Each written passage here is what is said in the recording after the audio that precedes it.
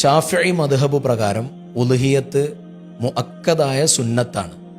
എന്നാൽ ഒരാൾ ഉളുഹിയത്ത് അറുക്കാൻ നേർച്ചയാക്കിയാൽ അത് നിർബന്ധമാകും. നിർബന്ധമായ ഉളുഹിയത്തിൻ്റെ തോലുൾപ്പെടെ എല്ലാം സ്വതക്ക ചെയ്യണം.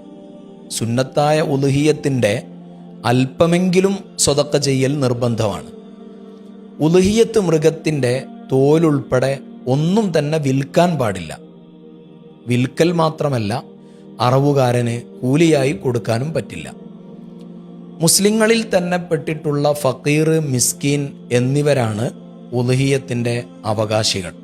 സുന്നത്തായ ഉളുഹിയത്ത് ധനികരായവർക്കും നൽകാം, പക്ഷേ അയാൾക്കത് വിൽക്കാൻ പാടില്ല. നിർബന്ധമായ ഉളുഹിയത്തിൻ്റെ ഒരു ഭാഗവും ധനികർക്ക് നൽകാൻ പാടില്ല. അത് പൂർണ്ണമായി ഫക്കീർ, മിസ്കീൻ എന്നിവർക്ക് തന്നെയാണ് നൽകേണ്ടത്. ഏതു ഉളുഹിയത്തായാലും ഒരു ഭാഗവും ഇതര മതസ്ഥർക്ക് നൽകാവുന്നതല്ല. കാരണം ആരാധനകളുടെ ഭാഗമായുള്ള ഒരു കർമ്മമായതുകൊണ്ട് അവർക്ക് നൽകാതിരിക്കുന്നതാണ് അവരിഷ്ടപ്പെടുന്നതും അഭികാമ്യവും അതാണ്.